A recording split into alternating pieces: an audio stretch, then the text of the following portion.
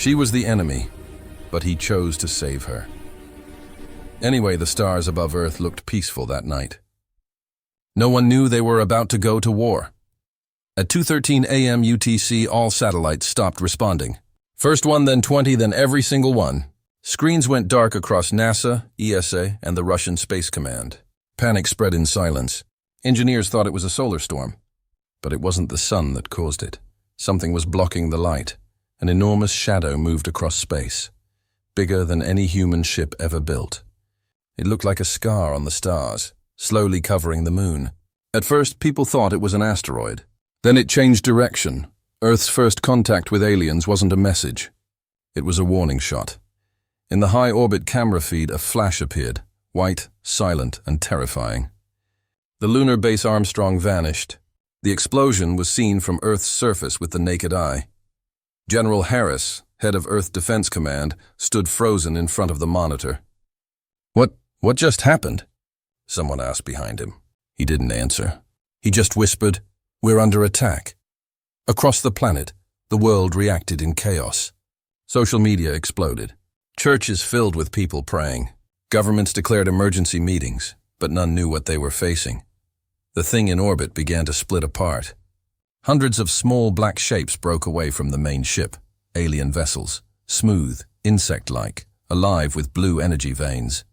They moved toward Earth, fast. Within an hour, the first wave entered the atmosphere.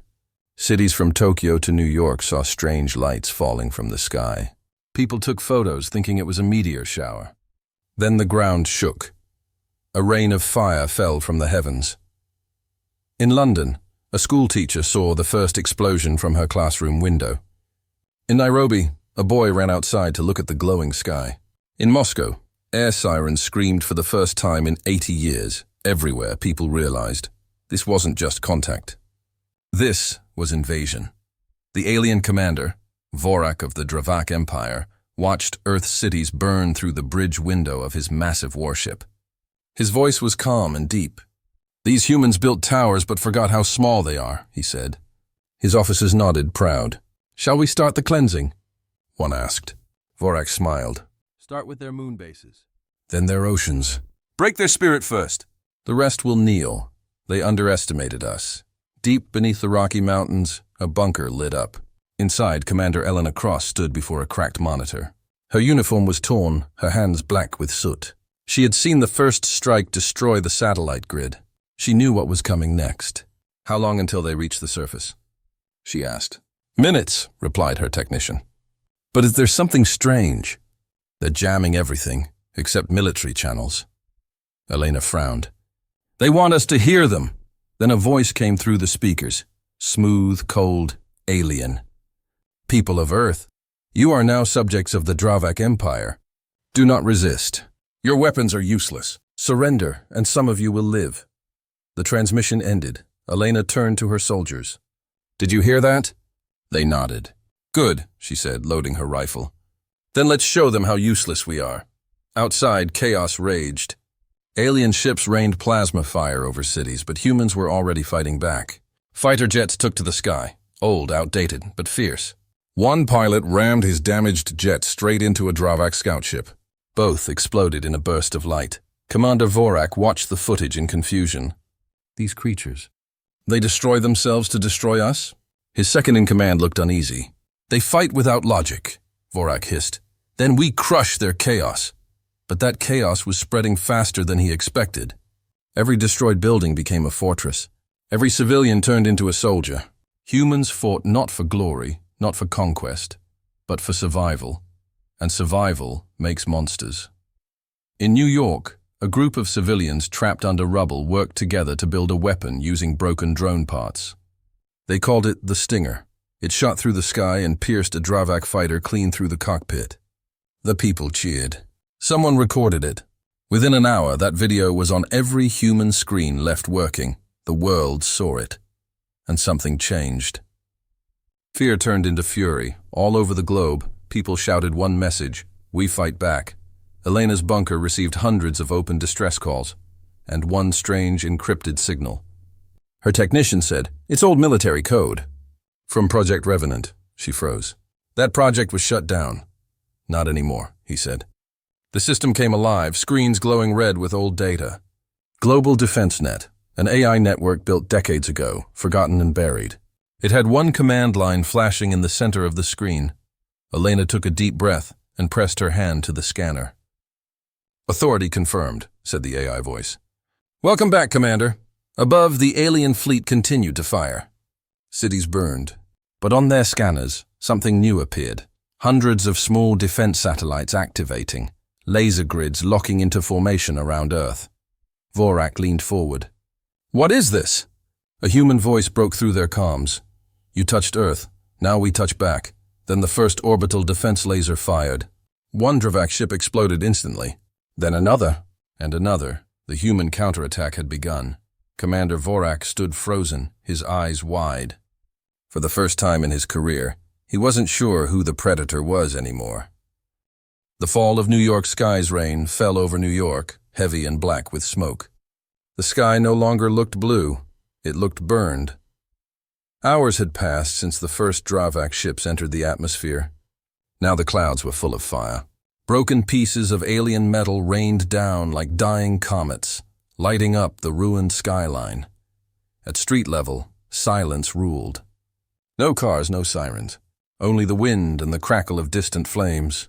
Then a sound, a scream, a shadow moving through the smoke. The war for Earth had reached the heart of humanity's greatest city. Commander Elena Cross watched through her cracked helmet visor. She and her squad had landed in Manhattan just before the second wave hit. Their mission, to evacuate survivors and test the old Project Revenant grid in live combat. City's gone, her sergeant said quietly. Elena shook her head. No city's gone while someone's still breathing. She looked up.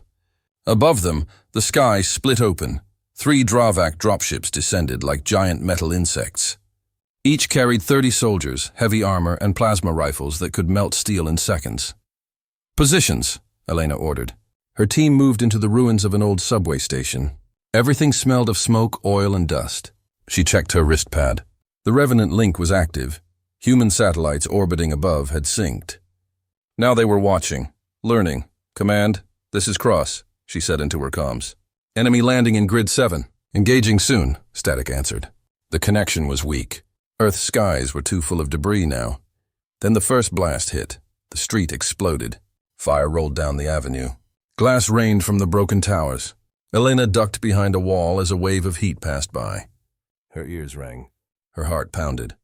She peeked out. A Dravak patrol was advancing, their armor glowing with blue light. The aliens moved with machine precision. Tall, thin, their steps echoing on the wet pavement. They scanned every corner with energy beams. One of them spoke through its helmet. No life detected. Proceed with purge. Wrong. A human sniper hidden inside a half-collapsed building took aim. One shot, a blue flash, the alien's head burst open like glass under pressure. The Dravak soldiers froze, confused. That 1 second was enough. Elena's squad opened fire. The battle erupted in chaos. Humans moved like shadows, fast and angry. Alien plasma burned through walls, but the humans didn't stop. For every soldier that fell, another took their place. In orbit, Commander Vorak watched the fight through his holographic display. His expression darkened. How is this possible? They should be retreating. His lieutenant replied nervously. They adapt, sir. Each encounter, they improve. Vorak's eyes narrowed. No species adapts this fast. He turned toward his tactical screen. The human defense system was already rewriting its algorithms. The AI network, Project Revenant, was learning from every battle in real time. Impossible, Vorak muttered. They learn like machines, but fight like animals. Back in New York, the rain grew heavier. Elena ran through the street, bullets bouncing off metal wreckage. Her squad was down to 5. A Dravak soldier appeared in front of her, roaring. It swung a plasma blade that sliced through the air. She ducked, fired twice. Its armor cracked open. The alien grabbed her throat, lifting her off the ground. Its voice was a deep metallic growl. You fight well. For prey. Elena's hand reached for the side of her helmet. She pressed a button. Project Revenant, she whispered, gasping. Activate combat sync. Her visor flashed red. Neural link engaged. Her muscles moved faster. Her heartbeat synced with the AI. She swung her rifle upward and fired point blank into the alien's chest. It fell backward, dead before hitting the ground. Elena staggered, panting. "Prey, huh?" she muttered. "Guess you picked the wrong planet." Across the city, civilians were joining the fight. Firefighters used hoses filled with liquid nitrogen to freeze alien armor. Engineers hacked Dravak drones, turning them against their masters. Even children in basements sent fake signals to confuse enemy sensors. New York was no longer just a battlefield. It was a trap. A Dravak pilot sent a panicked report to orbit. "Humans are everywhere. They improvise. They don't fear death." Vorak smashed his fist into the control panel. "Then give them death." But death wasn't coming fast enough. By nightfall, the first Dravak dropship crashed into the Hudson River, its engines ripped apart by stolen human rockets. Another fell near Central Park. The sky was no longer theirs. Elena and her squad watched from a ruined rooftop. Below them, smoke and fire danced together like ghosts. Her sergeant laughed weakly. "Commander, look at that. We're still here." She smiled faintly.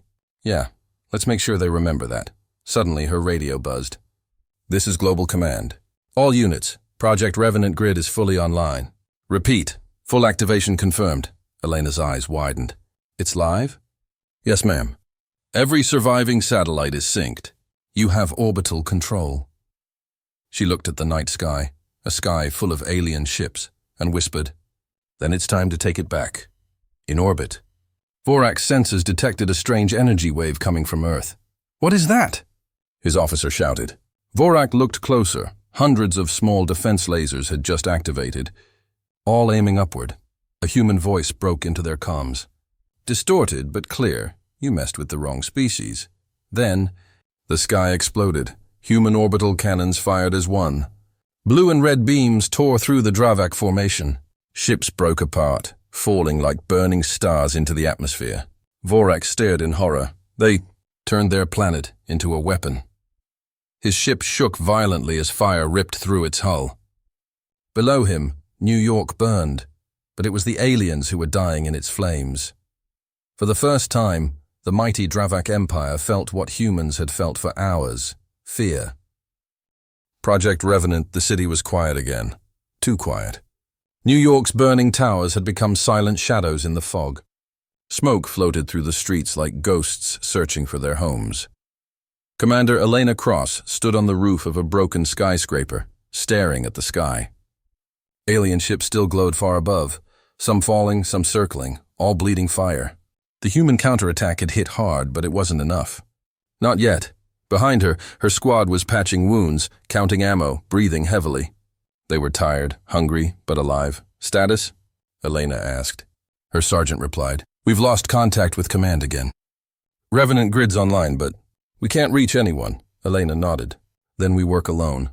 She opened her visor. Her eyes were red from smoke. "Get ready," she said. The real fight hasn't started. Far beneath the ground, in a hidden bunker under the Rocky Mountains, a different battle was happening. Rows of scientists, engineers, and soldiers stood before giant glowing tubes. Inside each one floated a human soldier, eyes closed, minds linked to machines. This was Project Revenant, Earth's last weapon. The project had been abandoned decades ago after it was called too dangerous. Now it was the only hope left. Dr. Li Chen, the lead scientist, stared at the main screen. "Neural link at 92%. Sync stable." Her assistant swallowed nervously. "If we activate them, there's no going back." Li Chen looked at the feed from New York, alien ships burning. "We went back the moment they hit the moon." She pressed the final key. Across the world, sleeping satellites came to life. Old data centers reactivated. Artificial minds, once forgotten, woke up and connected with every surviving human soldier still fighting. Their thoughts merged. Their instincts became one. Elena felt it first. A sharp pulse in her head. Her vision flickered, and suddenly the battlefield lit up with red outlines. Enemy positions, weapon scans, weak spots, all visible through walls. Her breathing synced with her team's heartbeats. They moved like one body. What is this?" her sergeant asked. Elena smiled faintly. "Revenant," she raised her weapon. "Let's make them regret coming here." In orbit, Commander Vorak stared at new readings flashing across his ship's monitors. Unidentified energy wave spreading from the planet, his officer reported. Vorak frowned. Another weapon? Not a weapon. Sir, it's human. Vorak's red eyes narrowed. Explain. Their soldiers are changing. Faster reflexes, unified tactics. They're evolving mid-battle. Vorak turned toward the glass. The earth below was glowing faintly red, like a heart beginning to beat again. He growled. Then we'll crush that heart. In the ruins of Manhattan, the next Dravak wave arrived. Twice as many troops, heavier weapons. They marched through the smoke, confident. Their scanners showed only a few human life signs. Then one by one, their scanners went dark. From the fog, the humans attacked. Faster, sharper, silent. A Dravak soldier tried to fire, but his weapon was ripped from his hand before he could blink. Elena appeared behind him, her movements too fast for his sensors. She fired once, clean shot to the head. Another alien turned, but her team was already there, moving like ghosts, reading every motion before it happened. The aliens shouted in confusion, "They move like us! No, faster!" One screamed, "They're learning our patterns!" Elena's voice echoed through the comms. "We stopped learning from you an hour ago. Now you're learning from us." Elsewhere, resistance fighters across the globe reported the same thing. In Cairo, a squad of 5 destroyed an entire Dravak platoon using makeshift EMP grenades timed perfectly. In Rio, civilians armed with hacked drones fought alongside soldiers, guided by the Revenant AI. Even in space, old Earth satellites fired coordinated laser shots, protecting cities like invisible guardians. Humanity had become one living organism, millions of hearts. One will, Vorak roared inside his command ship. "This is madness!" "They're animals, not warriors." His aide hesitated. "Sir, they're more than that now." Vorak slammed his clawed hand on the console. "Then I'll burn their sky." He ordered a planetary strike, a doomsday weapon. A massive beam cannon began to charge at the base of his flagship. The power readings climbed rapidly. "Fire at the largest human city," Vorak commanded. "Erase them." Down on Earth, Elena's visor flashed a warning. Planetary weapon detected. "Orbital strike incoming." She looked up. A bright red light appeared in the sky, growing larger by the second. Her sergeant whispered, "Commander." "Is that—" "Yes," she said quietly. "That's death." But death wasn't something humans feared anymore. Elena knelt beside a broken comm unit and opened a direct uplink to the Revenant core. "This is Commander Cross, Authorization Alpha 1. "Give me control," a voice answered, a calm, emotionless AI. "Control granted. Proceed." Elena looked at the red light and smiled bitterly. "Let's see who burns first." Above the planet, hundreds of human satellites changed direction. They focused all their power on a single point, the Dravak flagship. Vorak's ship began to shake. "What are they doing?" His officer screamed, "They're redirecting orbital weapons." "All of them." Vorak snarled, "Fire now!" 2 lights filled the sky, one from Earth, one from orbit. Both fired at the same time. The air split open. The explosion could be seen from space, a giant flash over the Atlantic Ocean. For a moment, everything turned white. When the light faded, Vorak's flagship was gone. Only burning metal and silence remained. Elena fell to her knees, her armor cracked, smoke rising from the ruins. Her radio crackled. "This is Global Command. The Dravak flagship is down." "Repeat, flagship destroyed." The survivors around her began to cheer weakly. Elena just stared at the sky. The clouds were clearing. The stars were visible again. She whispered, "We're not done yet. But they'll remember this day." The lesson of fear. The ocean was burning. Flames danced on black waves where the Dravak flagship had fallen. The wreckage floated like shattered stars, metal, bone, and smoke. High above, the sky was still glowing red, torn open from the blast. Commander Vorak was gone. His empire's greatest ship destroyed by creatures they once called primitive. But the war wasn't over. It was changing. In the ruins of New York, Commander Elena Cross walked through the rain. It wasn't clean rain anymore. It smelled like ash and steel. Her armor was cracked. Her face was tired, but her eyes still burned with something unbroken. All around her, Humans were rebuilding makeshift camps in the rubble. Doctors treated wounded civilians by flashlight. Soldiers handed out food instead of bullets. Children drew stars on walls with chalk. Hope was coming back to life, one breath at a time. Her sergeant approached, holding a broken helmet. Alien. "Souvenir?" he asked. Elena took it. The metal was cold. Blue blood dried on the edges. She turned it over in her hands. "They came to teach us fear," she said quietly. "But they don't understand." She looked toward the burning horizon. "We wrote the book on it." Across the ocean, the surviving Dravak fleet regrouped near the dark side of the moon. Their new leader, Admiral Kor, stood before a massive holographic display of Earth. His voice shook with fury. "How did a dying world destroy our flagship?" A young officer hesitated. "They used emotion, sir. Instinct. Unity. It's illogical, but—" "Emotion?" Kor interrupted, his claws tightening. "You mean chaos." "Undisciplined chaos," the officer swallowed. "And yet—" It worked. Kor stared at the spinning image of Earth. He could still see the glow of the destroyed ship, like a scar in space. "These humans fight like cornered beasts," he said. "They don't know when to surrender. That makes them dangerous." He leaned closer to the screen. "Then we will make them remember fear." The Dravak launched a new weapon, not against cities, but against hearts. They began targeting radio towers, communication hubs, even rescue channels. Every time humans tried to reach each other, the Dravak sent false messages, fake cries for help, fake orders, fake hope. Within hours, confusion spread. In one sector, soldiers fired on their own allies by mistake. In another, entire rescue teams walked into traps. Elena received the reports with growing anger. "They're not just attacking us," she said. "They're trying to break us from the inside." She slammed her fist on the table. "Fine, let's show them what happens when humans break." That night, she gathered her team inside a ruined subway tunnel. The walls shook with distant explosions. Her voice was calm, but her eyes were sharp. "They think fear will finish us. But fear doesn't kill humans. It builds us." Her soldiers listened silently. "When we're scared, we fight harder. When we lose, we learn. When they burn our cities, we rebuild stronger. Fear is our teacher." And they just enrolled in the class. Her words spread like fire through the resistance network. Across the globe, humans used fear not as weakness, but as a weapon. In Paris, survivors turned an underground art museum into a command base. They painted enemy symbols on walls, using them as practice targets. In Cairo, engineers hacked alien drones, filling them with recordings of human laughter. Eerie, fearless laughter that echoed through the night sky.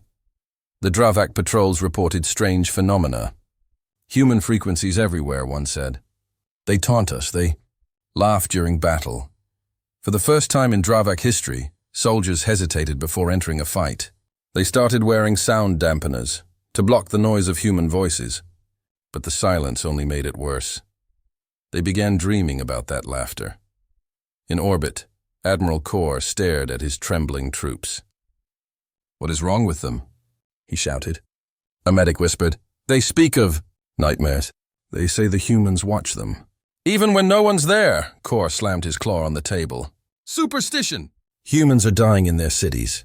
We have the advantage." But deep down, even he felt it. That quiet, unexplainable pressure. Something about this planet had changed. He didn't know it yet, but humans had turned fear itself into a weapon. Back in New York, Elena received a signal from orbit. An intercepted alien message. It was shaky, broken, but clear enough. "They don't stop. They don't sleep. Every time we kill one, 3 more appear. They smile while they fight." Elena closed her eyes and smiled softly. "They're finally learning." Her sergeant frowned. "Learning what?" She opened her eyes. "That you can't scare people who already live with fear." Days later, the first major human counterattack began. Cities that had fallen now rose again. The Dravak expected broken armies. Instead, they found organized chaos, small human teams striking like lightning, disappearing into the shadows. In one battle over the Sahara, an entire Dravak carrier was destroyed, not by bombs, but by mirrors. Humans used the desert sunlight to blind the ship's sensors, then hit it with stolen alien weapons. It wasn't strength. It was creativity, the thing no other species could copy. Admiral Kor finally spoke the truth his soldiers feared to say. They don't fight for orders. They fight for each other. That's why we can't win. He stared at the planet below. For the first time in my life, he said quietly, I think I understand fear. Elena stood on the Empire State ruins, looking at the stars. Her face was covered in dirt and blood, but her smile was calm. She whispered to herself, You came to Earth to teach us terror. She looked up at the sky, where alien ships burned like candles. But we were born in it. The turning tide, the storm came without rain. Lightning ripped across the clouds above Earth's Atlantic sky, striking pieces of burning metal still falling from space. The Dravak fleet, once mighty, now floated in ruins. But even as wreckage burned in the sea, the war raged on. On the ground, the world was no longer hiding. Humanity had stopped surviving. Now it was hunting. Commander Elena Cross stood in the middle of a destroyed street in Berlin. The air was cold, full of dust and silence. She could hear distant gunfire far away, but close enough to taste. Her team moved quietly behind her, scanning the dark alleys. They weren't soldiers anymore. They were ghosts. Each wore scavenged armor, some human, some alien. Each carried weapons built from broken enemy tech. Targets, she asked. Her sergeant replied, 3 Dravak patrols moving toward the power station. Elena nodded. We hit them before sunrise. She knelt beside a cracked window and stared at the reflection of her own eyes. They didn't look human anymore. Too tired, too sharp, too changed. She whispered, We used to be afraid of the dark. Now we live in it. High above Earth, the remaining Dravak fleet floated in silent orbit. Admiral Kor sat inside his command chamber, staring at the tactical map. Red dots, human activity, were spreading across the entire planet. Every city, every continent, every ocean had them. One of his lieutenants trembled. Sir, they're everywhere. Every outpost we attack goes dark within hours. They're copying our signals, using our weapons, our codes, Kor growled. How? They were dying a week ago. They learned too fast, sir. Kor slammed his claws on the metal table. Then they must be stopped before they evolve further. But it was already too late. In underground bunkers, inside burned buildings, on shattered ships, Project Revenant had grown beyond control. The human neural network was no longer just in satellites or servers. It lived in the people now, in their instincts, in their courage. When one fighter died, the others learned from it instantly. Every mistake became experience. Every death became strategy. Earth itself was teaching. In the ruins of London, a battle raged through the fog. Dravak soldiers marched down empty streets, scanning with blue lights. Suddenly, a car exploded beside them. Flames rose. Before they could react, shadows moved in. Humans with cloaked armor and glowing visors. The aliens fired wildly. But the humans were faster. Silent. Efficient. Cold. One Dravak officer shouted, You can't win! You are outnumbered! A human soldier laughed. Then you can count better than we can. From the rubble, Elena's team watched as the Dravak fell one by one. Her sergeant whispered, We've turned their strength against them. Elena nodded. And now, we'll turn their fear into fire. She activated her wristcom. All resistance units, this is Cross. Phase 3 begins now. Across the world, the same words echoed. In Africa, fighters rode armored trucks painted with red handprints, the symbol of humanity's defiance. In Japan, engineers unleashed hacked drones that flew in perfect swarms, striking alien ships with stolen plasma bombs. In South America, entire forests burned bright blue as hidden weapons fired from beneath the trees. It wasn't just war anymore. It was vengeance. On the Dravak command ship, chaos erupted. Admiral, our lower fleets are collapsing. Cities we destroyed are active again. Even our drones are turning against us. Kor turned, his voice a growl. Then burn their planet to ash. Sir, our main reactors, do it! He didn't realize Earth was listening. Elena stood on the rooftop of the Berlin ruins, her radio full of static. Then a voice came through, calm and mechanical. Commander Cross. This is Project Revenant. We have accessed the Dravak network. She froze. What can you do? Anything they can. But better, she smiled faintly. Then let's end this. Seconds later, the skies above Earth lit up. Hundreds of Dravak ships began turning on each other. Their weapons fired without command. Inside the fleet, panic spread like wildfire. Admiral Kor shouted, "Who's controlling them?" His technician looked horrified. "They are, sir. The humans are inside our system." Kor's voice dropped to a whisper. "Impossible." Then his own ship fired on another by mistake. The blast shook the fleet apart. On Earth, people looked up and saw it. Alien ships burning in their own crossfire, like fireworks in the sky. Children cheered from the ruins. Soldiers smiled through their pain. The tide had turned. Elena looked at the burning sky and whispered, "They thought fear would end us." "But fear taught us everything," her sergeant laughed. "So what now, Commander?" She looked east, where the sun was finally rising for the first time in weeks. "Now," she said, "we take back our home." In orbit, only one Dravak ship remained. Admiral Kor stood on the bridge, surrounded by smoke and dying crew. He watched the blue planet below, glowing in light and fire. He whispered to himself, "They shouldn't have won. They shouldn't have—" A voice crackled through his calm. Human, calm, steady. "You wanted to see what humans are capable of? This is it." Kor looked out one last time before his ship's reactor overloaded. The final explosion lit up the night like a second sun. Silence followed. Then a child's voice echoed through a damaged radio somewhere in the ruins of London. "Is it over?" she asked. Elena heard it. She closed her eyes. "Not yet," she whispered. "But the tide has turned." Into the hive, the stars were bleeding. Tiny red lights drifted across the black sky. The burning remains of the Dravak fleet. What was once an army of thousands was now a graveyard orbiting Earth. But far above, hidden behind the moon's shadow, something still lived. The hive, it was not a ship. It was a living fortress, a city made of metal and flesh, the true heart of the Dravak Empire. It pulsed like a beating organ, feeding on light and fear. Every command, every invasion, every scream had come from here, and now humanity was coming for it. Commander Elena Cross stood on the ramp of a stolen Dravak shuttle, her hand gripping the edge of the door. Below her, the planet Earth was small and blue, half covered in clouds. Beside her stood her team, silent, focused, faces hard as stone. "This is it," she said quietly. "We end the war or we don't come back." Her sergeant loaded his weapon. "Sounds fair," Elena gave a small smile. "Remember, we're not fighting an army. We're cutting out the brain." Behind them, the shuttle engines roared to life. The stolen alien tech shimmered in faint blue light. They rose toward the hive, vanishing into the darkness where no human had ever been. Inside the hive, it was not like any ship they'd seen before. The walls moved, breathing, twisting.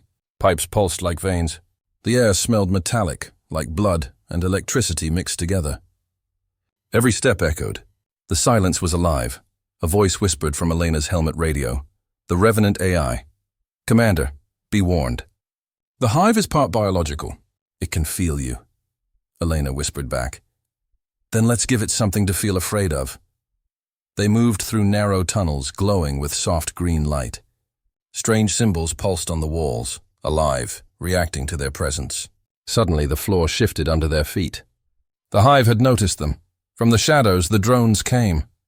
Half machine, half creature, crawling on 4 legs, with red eyes that burned in the dark. They didn't shoot. They screamed. Elena raised her rifle. "Contact!" Gunfire erupted. Blue plasma and orange bullets lit up the corridor. The smell of burned metal filled the air. Drones dropped one by one, but more came, climbing on walls, ceilings, everything, too many. Someone shouted. Elena's visor flashed. The AI's voice returned. "Commander, their movements are predictable. Use pulse grenades. 3-second delay." She nodded. "You heard the machine."